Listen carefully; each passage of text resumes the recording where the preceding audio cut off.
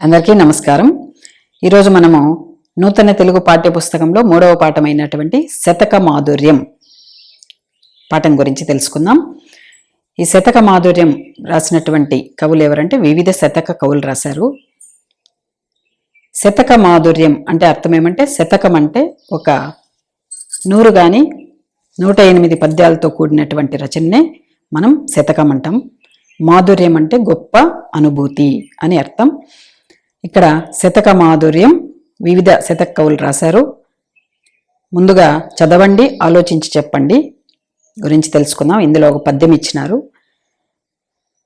3 ప్రశ్నలు ఇవ్వడం జరిగింది. దాని గురించి తెలుసుకుందాం ఇప్పుడు. ఆట వెలది పద్యం ఇచ్చినారు. జ్ఞానుల చరితము వీనుల నానుచు సత్పురుష గోష్ఠి ననగంబనుచున్ భూనుము ధర్మ పదంబును దానిరిగిన ఎంత మరువదగదు కుమారా.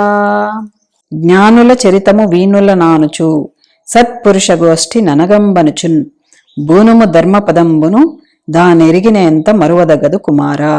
ఈ పద్యం పక్కి అప్పల్ నర్సయ్య రాసినటువంటి పద్యము. పద్యం భావం చూద్దాం. జ్ఞానుల చరిత్రలను చెవిలోనికి ఎక్కించుకోవాలి, మనసులో పెట్టుకోవాలి. మనం స్నేహం అనేటటువంటిది మంచి వారితోనే చేయాలి, మనకు తెలిసినంత వరకు ధర్మ మార్గంలోనే నడవాలి అని మనకు ఈ పద్యంలో పక్కి అప్పల్ నర్సయ్య గారు చెప్పడం జరిగింది. ఇప్పుడు ప్రశ్నలు చూడండి. మొదటి ప్రశ్న, మంచి వారితో స్నేహం వలన ఫలితం ఏమిటి? మంచి వారితో స్నేహం చేయడం వలన గొప్ప పేరు అనేటటువంటిది వస్తుంది, అదేవిధంగా పుణ్యం కూడా వస్తుంది అని రాయొచ్చు. రెండవ ప్రశ్న, దేన్ని మరవకూడదు? మనం దేన్ని మరవకూడదంటే ఎప్పుడు కూడా ధర్మ మార్గంలోనే నడుచుకోవాలి అనేటటువంటి విషయాన్ని మరవకూడదు. మూడవ ప్రశ్న, ఇలాంటి పద్యాలు మనకు వేటిని బోధిస్తాయి? ఇలాంటి పద్యాలంతా మనకు నీతిని బోధిస్తాయి, అదేవిధంగా జీవితంలో ఏ విధంగా జీవించాలి అనేటటువంటి దాన్ని కూడా బోధిస్తాయి. తర్వాత ఉద్దేశం, శతక పద్యాలు జీవన నైపుణ్యాలను ప్రబోధిస్తాయి.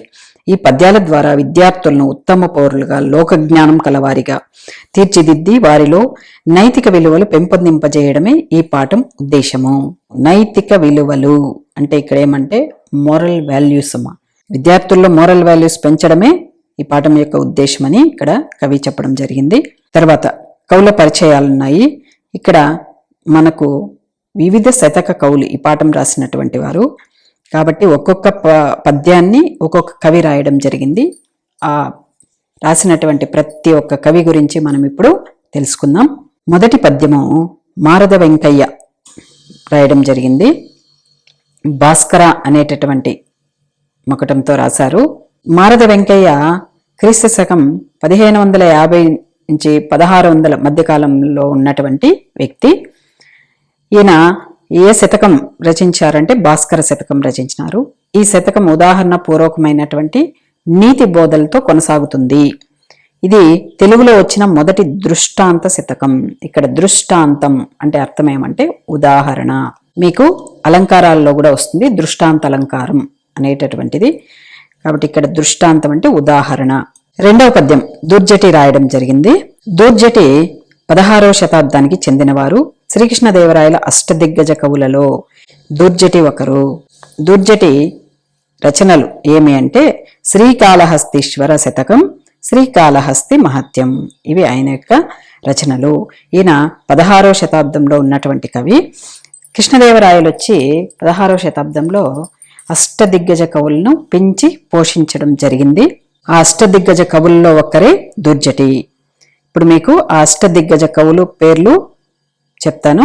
మొదటి కవి పేరు అల్లసాని పెద్దన, రెండో కవి పేరు నంది తిమ్మన, మూడవ కవి దుర్జటి, నాలుగవ కవి భట్టుమూర్తి, ఐదవ కవి తెనాలి రామకృష్ణుడు, ఆరవ కవి పింగళి సూరణ, ఏడవ కవి మాదయ్య గారి మల్లన, ఎనిమిదవ కవి అయ్యలరాజు రామభద్రుడు. ఈ విధంగా 8 మందిని కూడా ఆయన శ్రీకృష్ణదేవరాయలు కాలంలో పెంచి పోషించడం జరిగింది. అందులో ఒకరే దుర్జటి. దుర్జటి గారు మనకు రెండవ పద్యం రాయడం జరిగింది.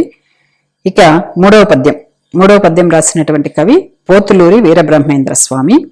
ఈయన 17వ శతాబ్దానికి చెందిన కవి. ఈయన ఏ జిల్లా వాసి అంటే కడప జిల్లా వాసి. ఈయన రచనలు కాళికాంబ సప్తశతి, సిద్ధ గురుబోధ, వీర కాళికాంబ శతకం, ఇక 4వ పద్యం వచ్చి వేమన రాసినారు.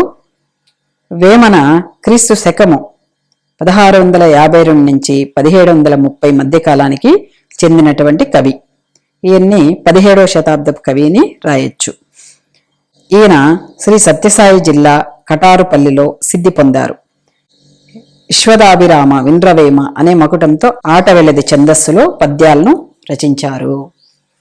వేమన 17వ శతాబ్దానికి చెందిన కవి అని పరిశోధకుల అభిప్రాయము. ఈయన శ్రీ సత్యసాయి జిల్లా కటారుపల్లిలో సిద్ధి పొందారు. విశ్వదాభిరామ వింద్రవేమ అనేటటువంటి మకుటంతో ఆటవెల్ది చందంలో పద్యాలను రచించారు. ఇక 5వ పద్యం 6వ పద్యం 2 పద్యాలను కూడా ఏనుగు లక్ష్మణ కవి రాయడం జరిగింది. ఆయన క్రీస్తు శకం 1720 నుంచి 1780 మధ్యకాలం వ్యక్తి. మనము 18వ శతాబ్దంని రాయవచ్చు. ఈయన ఏ గ్రామవాసి అంటే కాకినాడ జిల్లా పెద్దాడ గ్రామవాసి. భర్తృహరి సంస్కృతంలో రాసిన సుభాషిత త్రిశతిని సుభాషిత రత్నావళి పేరుతో తెలుగులోకి అనువదించారు. అనువదించడం అంటే ట్రాన్స్లేషన్. ఏనుగు లక్ష్మణ కవి రచనలు ఏమిరా అంటే రామేశ్వర మహత్యం, విశ్వామిత్ర చరిత్ర, గంగా మహత్యం, రామవిలాసం. ఇక 7వ పద్యం రాసిన కవి శ్రీమతి దార్ల సుందరిమణి. ఈమె 19వ శతాబ్ది కవయిత్రి. పల్నాడు జిల్లాలోని చెర్లగుడిపాడులో జన్మించారు. 1833లో భావలింగ శతకం రచించారు. 8వ పద్యం రాసిన కవి త్రిపురనేని రామస్వామి చౌదరి. ఈయన క్రీస్తు శకం 1887 నుంచి 1943 మధ్య కాలం వ్యక్తి. ఈయన కృష్ణా జిల్లా అంగలూరులో ఒక రైతు కుటుంబంలో జన్మించారు. కుప్పస్వామి శతకం, సూత పురాణం, కూని, రాణా ప్రతాప్ వంటి రచనలు చేశారు. ఇక 9వ పద్యం రాసిన కవి షేక్ మహమ్మద్ హుస్సేన్. ఈయన 20వ శతాబ్దానికి చెందినటువంటి కవి. ఏలూరు జిల్లా దొరసానిపాడు గ్రామంలో జన్మించారు. హరిహరనాథ శతకం వంటి రచనలు చేశారు. ఇక 10వ పద్యం రాసినటువంటి కవి గాడేపల్లి సీతారామమూర్తి. క్రీస్తు శకం 1935 నుంచి 2018 మధ్యకాలం వ్యక్తి. బాపట్ల జిల్లా అద్దంకి నివాసి. ఈయన 20వ శతాబ్దానికి చెందినవారు. వెంకటాద్రీశ్వర శతకం, అశ్వత్థామ, సుందరోత్పల రామాయణం వంటి రచనలు చేశారు. 11వ పద్యం రాసిన కవి తాళ్లపాక పెద్ద తిరుమలాచార్యులు. క్రీస్తు శకం 1460 నుంచి 1548 మధ్యకాలం వ్యక్తి. మధ్యకాలానికి చెందిన కవి. పదకవితా పితామహుడైన తాళ్లపాక అన్నమాచార్యుని 2వ కుమారుడు సుదర్శన రగడ. వెంకటేశ శతకం, వెంకటేశ్వర వచనాలు, ఆధ్యాత్మ సంకీర్తనలు వంటి రచనలు చేశారు. ఇది కవి పరిచయాలు. ఈ కవి పరిచయాలను మీరు సులభ పద్ధతిలో కూడా రాసుకొని నేర్చుకోవచ్చు. ఎలా అంటే కవి పేరు, అదేవిధంగా కాలము, తల్లిదండ్రులు ఉంటే తల్లిదండ్రులు, లేదంటే జననం, తర్వాత రచనలు, తర్వాత వాళ్ళ యొక్క ప్రత్యేకతలేంటి అనేటటువంటిది ఇలా మనం రాసుకొని చదువుకోవచ్చు. తర్వాత ప్రక్రియ, ఈ పాఠానికి ప్రక్రియ ఏమంటే శతకం. ఇక్కడ శతకం గురించి ఇచ్చినారు, తెలుసుకుందాం. 100 పద్యాల రచనను శతకం అంటారు. శతకాలలో 100 నుండి 108 పద్యాలు ఉంటాయి. శతకానికి మకుటం ప్రధానంగా ఉంటుంది. మకుటం అంటే కిరీటం.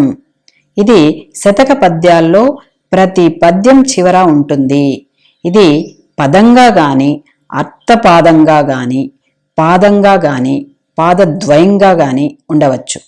శతక పద్యాలు ముక్తకాలు, అంటే ఏ పద్యానికదే స్వతంత్ర భావంతో ఉంటుంది. ఇక్కడ మకుటం, మకుటం అంటే కిరీటం, అంటే రాజుకి కిరీటం ఏ విధంగానో పద్యానికి మకుటం అలాంటిది అని మనకి ఇక్కడ చెప్పడం జరిగింది. ఈ మకుటం అనేటటువంటిది ఎలా ఉంటుందంటే ఒక పదంగా ఉంటుంది. మీకు ఫస్ట్ పద్యంలో చూడండి, చివర్లో భాస్కర ఉంది, అదే మకుటం. ఆ పద్యం మొత్తానికి అదే కిరీటం, అదే మకుటం. కాబట్టి పదము అంటే అది. రెండోది ఏమిచ్చినారు, అర్ధపాదంగా కానీ, అర్ధపాదం అంటే చివరి లైన్లో సగం నుంచి వచ్చేటటువంటిది. దాన్ని అర్ధపాదం అంటామన్నమాట. అదేవిధంగా పాదంగా గాని, పాదము అంటే చివరి లైన్ పూర్తిగా 3వ పద్యంలో ఉంది చూడండి, కాళికాంబ హంస కాళికాంబ, ఇది పాదంగా అని చెప్తారు. పాదద్వయంగా అంటే చివరి 2 లైన్లు కూడా మనకు మకుటమే ఉంటుందన్నమాట. దాన్ని పాదద్వయం అని అంటాము. ఆ విధంగా ఉంటుంది మకుటం ఇక్కడ అనేసి శతక పద్యాలు వచ్చి ముక్తకాలు. ముక్తకాలు అంటే ఏ పద్యానికి అదే స్వతంత్ర భావంతో ఉంటుంది. ఇప్పుడు పాఠంలోకి వెళ్దాం. ఇక్కడ మొదటి పద్యం వచ్చి స్టార్ గుర్తు ఇచ్చినారు, 2వ పద్యం కూడా స్టార్ గుర్తు ఇచ్చినారు. ఈ 2 పద్యాలు కూడా మీరు నేర్చుకోవాల్సి ఉంటుంది. మొదటిది వచ్చి చంపకమాల పద్యం, 2వది వచ్చి శార్దూలం. ఈ 2 పద్యాలు కూడా నేర్చుకోవాలి. మొదటి పద్యం చూడండి. పలుచని నీచమానవుండు పాటిందలంపక నిష్ఠురోక్తులం బలుకుచునుండుగాని మతి భాసురుండైన గుణప్రపూర్ణు డప్పలుకుల బల్కబోవండు నిబద్దిగా నెట్లన వెల్తికుండ దాదొలుకుచునుండుగాని మరి దొల్కునే నిండు ఘటంబు భాస్కరా. ఇక్కడ భాస్కర అంటే ఓ సూర్యదేవా. ఈ పద్యం మారద వెంకయ్య రాశారు. ఇప్పుడు మనము ప్రతిపదార్థం తెలుసుకుందాం. పలుచనైనటువంటి అంటే అల్పుడైనటువంటి, నీచ మానవుడు, చెడ్డవాడు, పాటిందలంపక, పాటిం అంటే న్యాయం అన్నమాట, న్యాయం గురించి ఆలోచించకుండా, నిష్ఠురోక్తులం, నిష్ఠుర ప్లస్ ఉక్తులన్ అంటే కఠినపు మాటలను, బలుకుచునుండుగాని మాట్లాడుతూ ఉంటాడు కానీ, మతి బాసురుండైన తెలివైనటువంటి వాడు, గుణ ప్రపూర్ణుడు మంచి గుణాలతో నిండినటువంటి వాడు, ఆ పలుకులన్ అటువంటి కఠినపు ఆ మాటలను, బల్కపోవండు ఆ మాటలను మాట్లాడడు, నిబద్దిగా నిజంగా, ఎట్లు ప్లసన ఎలాగంటే వెలితి కుండ కొద్దిగా వెలితి ఉన్నటువంటి కుండ, తాను తొలకుచు తనంత తానే తొనుకుతూ, ఉండున్ ప్లస్ కాని ఉంటుంది కానీ, నిండు ఘటంబు నిండుగా ఉన్నటువంటి కుండ, మరి తొలుకునే తొలుకుతుందా అంటే తొలకదు కదా అని అర్థం. భావం, ఓ సూర్యదేవా, వెలితి కుండ తొనుకుతుంది గాని నీరు నిండుగా ఉన్న కుండ తొనకదు. అలాగే మంచి గుణం లేని నీచుడు న్యాయాన్ని గురించి ఆలోచించకుండా కఠినమైనటువంటి మాటలు మాట్లాడతాడు. అన్ని మంచి గుణాలు కలిగి ఉండేటటువంటి మంచివాడు అలాంటి పరుషమైనటువంటి మాటలను మాట్లాడడు. తర్వాత పద్యం.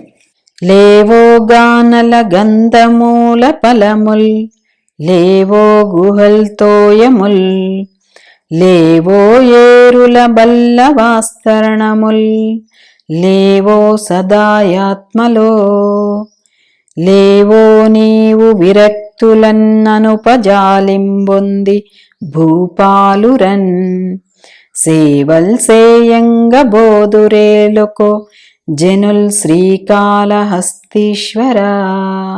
లేవో గానల గంధమూల ఫలముల్, లేవో గుహల్తోయముల్, లేవో ఏరుల బల్ల వాస్తరణముల్, లేవో సదాయాత్మలో, లేవో నీవు విరక్తులననుపజాలింబొంది భూపాలురన్, సేవల్ సేయంగ బోధు రేలుకో జనుల్ శ్రీకాళహస్తీశ్వర. శ్రీకాళహస్తీశ్వర, శ్రీకాళహస్తిలో వెలిసినటువంటి ఓ పరమేశ్వర. ఈ పద్యం మనకు దుర్జటి రాయడం జరిగింది. ప్రతిపదార్థం తెలుసుకుందాం. ఇక్కడ శ్రీకాళహస్తీశ్వర అంటే శ్రీకాళహస్తిలో వెలిసినటువంటి ఓ పరమేశ్వర అని దుర్జటి చెప్తున్నారు. లేవో లేవా, గానల కానల అంటే అడవుల్లో, గంధమూల ఫలముల్ కందమూలలు అంటే దుంపలు అన్నమాట, ఫలములు అంటే పండ్లు, దుంపలు పండ్లు అడవుల్లో లేవా. లేవో గుహల్ తోయముల్, లేవా మరి గుహల్ అంటే కొండ గుహలు, తోయములు అంటే నీళ్లు, ఇవి లేవా.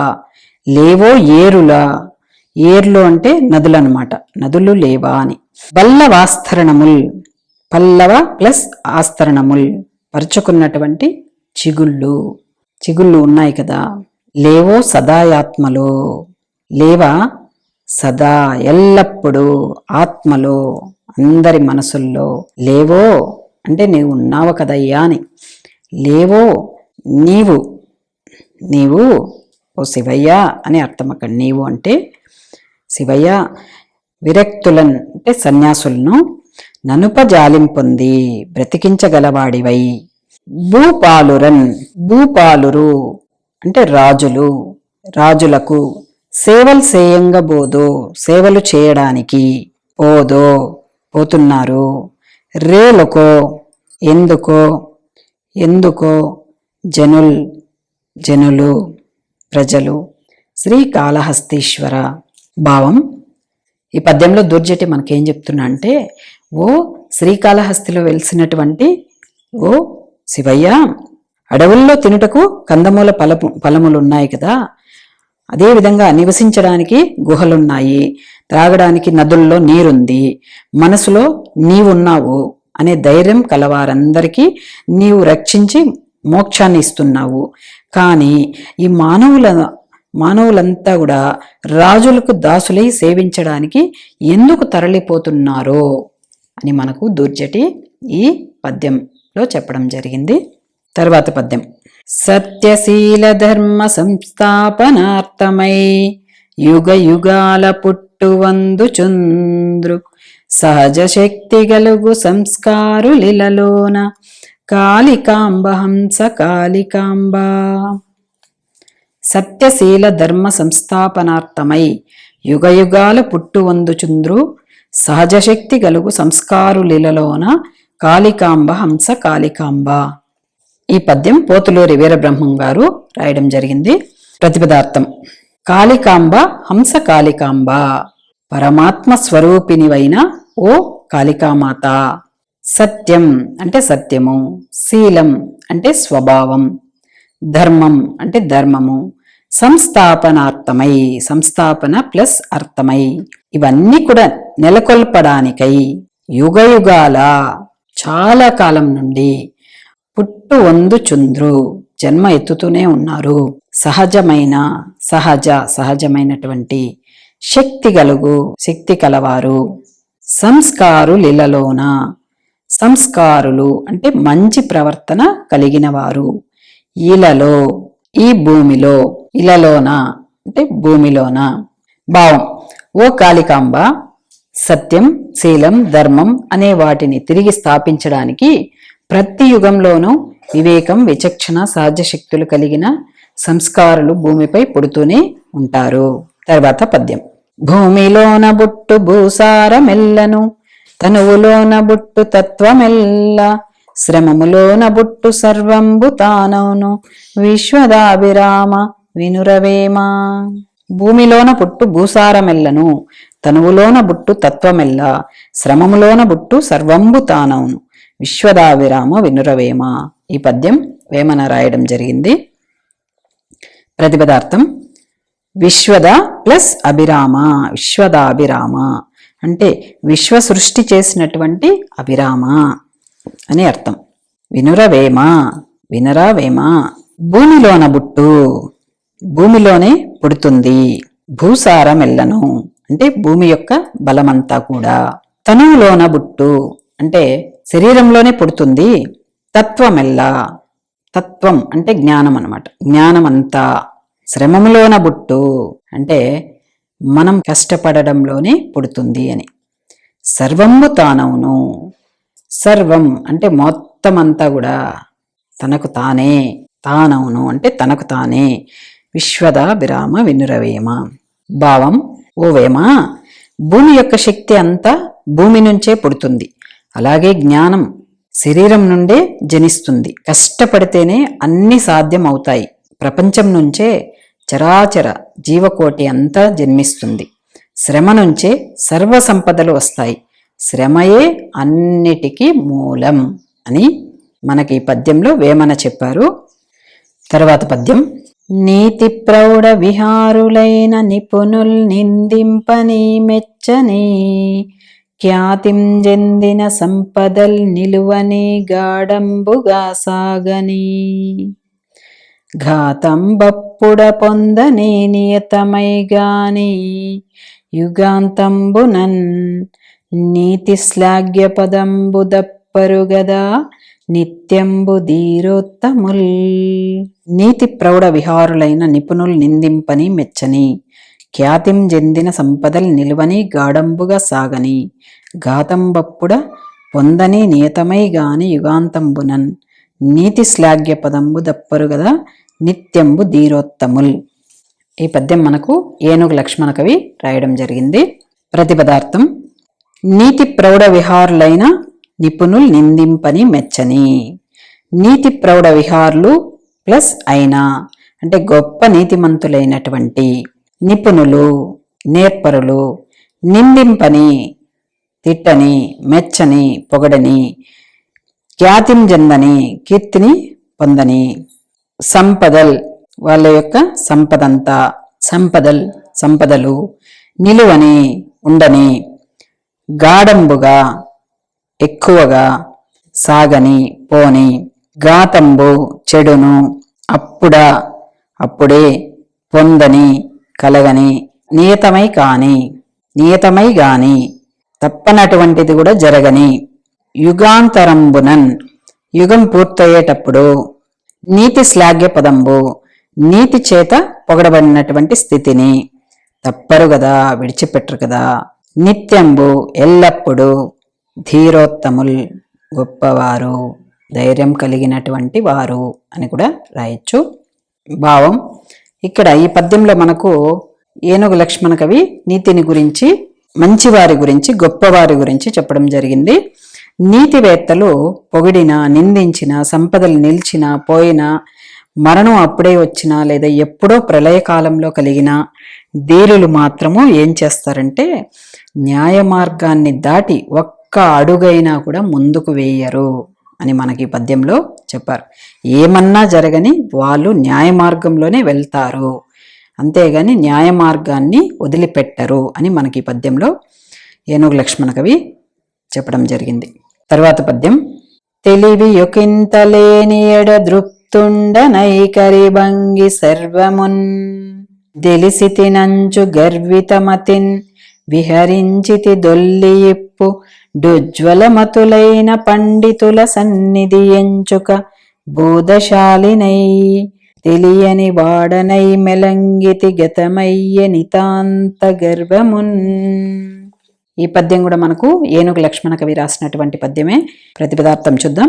తెలివి యొకింత, ఇక్కడ తొల్లి అనుంది. తొల్లి అంటే మొదట్లో, తెలివి యొకింత జ్ఞానం కొద్దిగా కూడా లేనప్పుడు, దృప్తుండనై గర్వం కలిగినటువంటి వాడనై, కరిభంగి, కరి అంటే ఏనుగు, భంగి అంటే విధం అన్నమాట, సర్వమున్ మొత్తమంతా కూడా, దెలిసితినంచు తెలుసుకున్నానంటూ, గర్వితమతిన్ అంటే గర్వపు, మత్తి అంటే బుద్ధి అనమాట, గర్వమైనటువంటి బుద్ధితో, విహరించితి నడుచుకున్నాను అంటే మొదట్లో అన్నమాట. మొదట్లో ఏమీ తెలియకపోయినా కూడా గర్వం కలిగినటువంటి వాడై నేను అన్ని తెలుసుకున్నానంటూ గర్వబుద్ధితో నడుచుకున్నాను అని చెప్తున్నారు. దొల్లి ఇప్పు, విహరించితిన్ నడుచుకున్నాను, ఇప్పుడు ఉజ్వలమతులైన ప్రకాశించే జ్ఞానం కలిగినటువంటి పండితులు, సన్నిధి అంటే దగ్గర, నించుక కొద్దిగా, బోధశాలినై తెలుసుకున్నటువంటి వాడినై, తెలియని వాడనై ఏమీ తెలియదని తెలుసుకున్నాను, మెలంగితి ప్రవర్తించాను, గతమయ్యే గడిచిపోయింది, నితాంత గర్వమున్ నితాంత అధికమైనటువంటి గర్వమున్ గర్వం కూడా. భావం: ఇంతకు పూర్వం నాకు తెలివి కొద్దిగా కూడా లేనప్పుడు అన్నీ తెలిసిన వాడిలా గర్వంతో మదించిన ఏనుగులా ప్రవర్తించాను. మదించిన అంటే మదమెక్కినటువంటి ఏనుగులా ప్రవర్తించాను. కానీ ఇప్పుడు పండితుల వల్ల కొన్ని విషయాలు తెలుసుకోవడంతో నాకు తెలిసినది తక్కువే అని, అసలు ఏమీ తెలియదు అని గ్రహించి ఇప్పుడు గర్వం వదిలి వినయంతో ప్రవర్తిస్తున్నాను. కాబట్టి ఈ పద్యం ద్వారా నేను చెప్పడం ఏమంటే, మనకి ఎంత తెలిసినా కూడా ఎదుటి వ్యక్తి నుంచి ఇంకా తెలుసుకుంటూనే ఉండాలి. అనేది గ్రహించాలి. తర్వాత పద్యం. భావమెట్టులుండే బలు కట్టిదయ్యుండు పలుకులెట్టివైన బనులునట్లు పనులననుసరించి ఫలములు చేకూరు పాప భయ విభంగ భావలింగ. భావమెట్టులుండే బలు కట్టిదయ్యుండు పలుకులెట్టివైన బనులునట్లు పనులననుసరించి ఫలములు చేకూరు పాప భయ విభంగ భావలింగ. ఈ పద్యంని దార్ల సుందరిమణి రాశారు. ఇప్పుడు ప్రతిపదార్థం తెలుసుకుందాం. భావమెట్టులుండే భావం ఎలా ఉంటే పలుకు ప్లస్ అట్టిది ప్లస్ అయి పలుకులెట్టివైనా అంటే మాటలు ఎలాంటివైతే బనులు నట్లు పనులు ఆ విధంగా ఉంటుంది. అంటే పనులు అంటే కార్యాలు అన్నమాట, మనం అనుకున్నటువంటి కార్యాలు అలాగే ఉంటుంది. పనులను అనుసరించి అంటే కార్యాలను అనుసరించి వాటి వెన్నంటే ఉండి ఫలములు చేకూరు. కార్యాలు వెంటనే ఉంటే ఫలములు అంటే ప్రయోజనాలు చేకూరుతాయి, సమకూరుతాయి. పాప భయ విభంగ భావలింగ. పాప భయ విభంగ పాపం వలన కలిగే భయాన్ని అడ్డుకునేటటువంటి వాడా. భావలింగ అంటే భావలింగ స్వామి. భావం చూద్దాం. పాపాలను భయాన్ని తొలగించేవాడా ఓ భావలింగ. మనసులో ఆలోచనలను బట్టి మాట్లాడే మాటలు ఉంటాయి. మాటలు ఎలా ఉంటాయో చేసే పనులు అలాగే ఉంటాయి. పనులను బట్టి ఫలితం ఉంటుంది. తర్వాత పద్యం. మాతృభాష యందు మాతృదేశమునందు మమత లేనివాడు మనుజుడగునే తగని మమతయుండు మృగపక్షి జాతికి గూడ తెలియలేవి కుప్పు స్వామి. మాతృభాష యందు మాతృదేశమునందు మమత లేనివాడు మనుజుడగునే తగని మమతయుండు మృగపక్షి జాతికి గూడ తెలియలేవి కుప్పు స్వామి. ఈ పద్యం మనకు రాసినటువంటి కవి త్రిపురనేని రామస్వామి చౌదరి. ప్రతిపదార్థం. కుప్పుస్వామి అంటే ఓ కుప్పుస్వామి మాతృభాష యందు అంటే మన మాతృభాషపై మాతృదేశం నందు మన దేశం మీద మమత లేనివాడు ప్రేమ లేనటువంటి వాడు మనుజుండగునే మానవుడవుతాడా. తగని మమత ఉండు చాలా ప్రేమ ఉంటుంది. మృగపక్షి జాతికిన్ అంటే మృగం అంటే జంతువులు అన్నమాట, పక్షి అంటే పక్షులన్నీ. జాతికిన్ జాతులకు కూడా తెలియలేవే తెలుసుకో. భావం. ఓ కుప్పుస్వామి తన భాషపై తన దేశంపై ప్రేమ లేనివాడు మనిషేనా? జంతువులకు పక్షులకు కూడా తమ జాతిపై అభిమానం ఉంటుంది కదా. మనిషి తన భాష పైన దేశం పైన ఖచ్చితంగా మమకారం కలిగి ఉండాలని మనకు కవి ఈ పద్యంలో చెప్పడం జరిగింది. తర్వాత పద్యం. ఇది కాదదియను నది కాదిదియను నిధి ఎదియో వదలి ఎదియో పదరున్ వదలని ముదముల బొదలగా నదవదపడి చెదరి ఎడంద హరిహరనాద. ఇది కాదదియను నది కాదిదియను నిధి ఎదియో వదలి ఎదియో పదరన్ వదలని ముదముల బొదలగా వదవదపడి చెదరి ఎడద హరిహరనాద. ఈ పద్యం మనకు షేక్ మహమ్మద్ హుస్సేన్ రాయడం జరిగింది. ప్రతిపదార్థం చూద్దాం. ఇది కాదదియను ఇది కాదు అంటూ నది కాదిదియను అది కూడా కాదిది అంటూ వదిలేసి ఎదియో పదరున్ ఎదియో ఏంటేంటో వదరున్ వాగుతుంది వదలని ముదములన్ వదిలిపెట్టని ఆనందాలతో పొదలగా వృద్ధి చెందగా అదవదపడి కలత చెందేసి చెదరి ఏకాగ్రతను పోగొట్టుకుని ఏడద మనస్సు హరిహరనాథ ఓ హరిహరనాథ. భావం. ప్రభో ఓ హరిహరనాథ మనసుకు ఏకాగ్రత కుదరడం లేదు. ఇది కాదు అది కావాలి అనిపిస్తుంది, కానీ అంతలోనే అది వద్దు ఇది కావాలి అనిపిస్తుంది. మరలా ఇది కాదు అది కాదు ఇంకేదో కావాలనిపిస్తుంది. ఎన్నో అనుమానాలతో ఏది నిర్ణయించుకోలేక మనసు కలత పడుతుంది. నాకు ఉన్నదానితో తృప్తి పడే వివేకం కలిగించు. చాలా బాగా రాశారు షేక్ మహమ్మద్ హుస్సేన్. మన మనసు ఏది నిర్ణయించుకోలేకుండా ఉంటుంది ఒక్కొక్క సమయంలో. దాన్ని బట్టి ఈ పద్యం రాయడం జరిగింది. తర్వాత పద్యం. ధరలోనెంతటి దుర్జనుండైన సత్సంగ ప్రభావంబుచే బరసేవా పరతంత్ర చిత్తుడగు భాస్వంతుడు తోడై నిరంతర మిత్రత్వమొసంగుటగద సముద్రం బిచ్చున్నవ్వారిగా పరమస్వాదు జలంబులన్ భుజగతల్ప వెంకటాద్రీశ్వరా. ధరలోనెంతటి దుర్జనుండైన సత్సంగ ప్రభావంబుచే బరసేవ పరతంత్ర చిత్తుడగు భాష్వంతుండు తోడై నిరంతర మిత్రత్వమొసంగుటంగద సముద్రం బిచ్చునవ్వారిగా పరమస్వాదు జలంబులన్ భుజగతల్ప వెంకటాద్రీశ్వర. ఈ పద్యం గాడేపల్లి సీతారామమూర్తి గారు రాయడం జరిగింది. ప్రతిపదార్థం చూద్దాం. వెంకటాద్రీశ్వర, వెంకట ప్లస్ అద్రి ప్లస్ ఈశ్వర, వెంకటాచలంపై వెలసిన ఓ ప్రభు.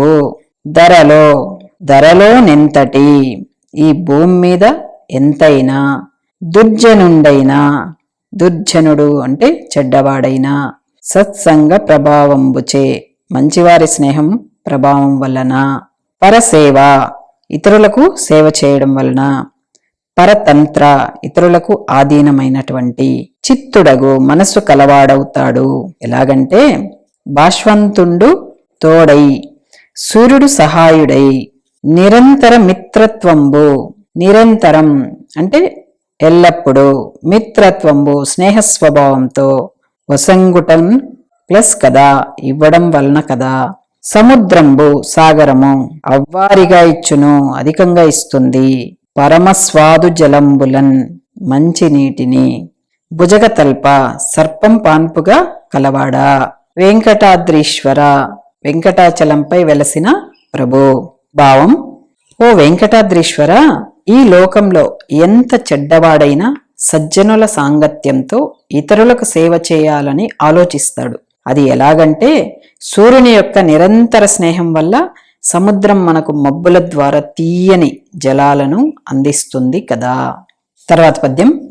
శౌర్యంబు గలుగుట జన్మ సాఫల్యంబు, శాంతమాత్మ వివేక సాధనంబు, మానంబు దనకును మహనీయ సంపద, సిగ్గుతో బ్రతుకు సంజీవనంబు, సవినయ వచనంబు సర్వవశ్యకరంబు, వెలయు నాచారంబు పెనుబలంబు, దానంబు సేయుట తనకది దాచుట, సజ్జన సంగతి సౌఖ్యము సంగు, గానబుదులీ గుణంబులు మానకెప్పుడు, తగిలి మిమ్ము భజింతురు తలంచి తలంచి, కలిత లక్ష్మీస సర్వజగన్నివేశ, విమల రవికోటి సంకాస వెంకటేశ. శౌర్యంబు గలుగుట జన్మ సాఫల్యంబు, శాంతమాత్మ వివేక సాధనంబు, మానంబు దనకును మహనీయ సంపద, సిగ్గుతో బ్రతుకు సంజీవనంబు, సవినయ వచనంబు సర్వవశ్యకరంబు, వెలయు నాచారంబు పెనుబలంబు, దానంబు సేయుట తనకది దాచుట, సజ్జన సంగతి సౌఖ్యముసంగు, గాన బుదులి గుణంబులు మానకిప్పుడు, తగిలి మిమ్ము భజింతురు తలంచి తలంచి, కలిత లక్ష్మీస సర్వజగన్నివేశ, విమల రవికోటి సంకాస వెంకటేశ. ఈ పద్యం మనకు తాళ్లపాక పెద్ద తిరుమలాచార్యులు రాశారు. ప్రతిపదార్థం చూద్దాం. శౌర్యంబు కలుగుట, శౌర్యం అంటే పరాక్రమం అన్నమాట, కలుగుట కలిగి ఉండడం, జన్మ సాఫల్యంబు జన్మ సఫలం కావడానికి కారణం, శాంతము అంటే శాంతంగా ఉండడం, ఆత్మ వివేక సాధనంబు ఆత్మజ్ఞానం కలగడానికి ఒక సాధనము, మానంబు తనకున్ ఆ ఆత్మాభిమానం కలిగి ఉండడం, తనకు మహనీయ సంపద గొప్పదైన సంపద, సిగ్గుతో అంటే ఇక్కడ తప్పు చేయడానికి సిగ్గుపడుతూ అని అర్థమమ్మ. సిగ్గుతో అంటే తప్పు చేయడానికి సిగ్గుపడుతూ, బ్రతికే జీవితం, సంజీవనంబు గొప్ప బ్రతుకు, సవినయ వచనంబు వినయంతో కూడిన మాట, సర్వవశ్యకరంబు అన్నిటినీ అందరినీ వశం చేసే ఒక సాధనము, వెలయు ఆచారంబు వెలిసేటటువంటి ఆచారం మన ఆచారము, పెను బలంబు గొప్పదైనటువంటి బలము, దానంబు చేయుట దానం చేయడం అది ఆ దానం చేసినటువంటిది, తన కోసం దాచుట భద్రపరచుకోవడము, సజ్జన సంగతి మంచివారి యొక్క కలయిక, సౌఖ్యము ప్లస్ వసంగు సౌఖ్యాన్ని ఇస్తుంది కనుక, బుధులు పండితులు ఈ గుణంబులు ఈ లక్షణాలు మానక విడిచిపెట్టకుండా ఎప్పుడు ఎల్లప్పుడునూ తగిలి మిమ్ము చేరి భజింతురు సేవిస్తారు తలచి తలచి పదే పదే. కలిత లక్ష్మీస లెక్కింపబడినటువంటి లక్ష్మీపతి, సర్వ జగన్నివేశ లోకమంతా వ్యాపించినటువంటి వాడా, విమల స్వచ్ఛమైనటువంటి రవికోటి సంకాశ సూర్యుల సమూహంతో ప్రకాశించే వాడా, వెంకటేశ వెంకటేశ్వర స్వామి. భావం చూద్దాం. సమస్త లోకాలకు వ్యాపించినవాడా, లక్ష్మీదేవిని కలిగినవాడా, శ్రేష్టమైన కాంతితో ప్రకాశించేవాడా, ఓ వెంకటేశ, పరాక్రమం శక్తి కలిగి ఉండడం వల్ల జన్మకు ప్రయోజనం చేకూరినట్లే. శాంతమును కలిగి ఉంటే తనలో తాను మంచి చెడులను విచారించుకోవచ్చు. తనపై తాను గౌరవాన్ని కలిగి ఉండడం జీవితంలో గొప్ప సంపద వంటిది. సిగ్గుతో బ్రతికే బ్రతుకు అమరత్వం. వినయంతో కూడిన మాట అందరినీ ఆప్తులను చేస్తుంది. ఆచారాన్ని పాటించడం గొప్ప బలాన్ని ఇస్తుంది. తనకున్న దాన్ని త్యాగం చేయడం దాచుకున్న సంపదతో సమానమైనది.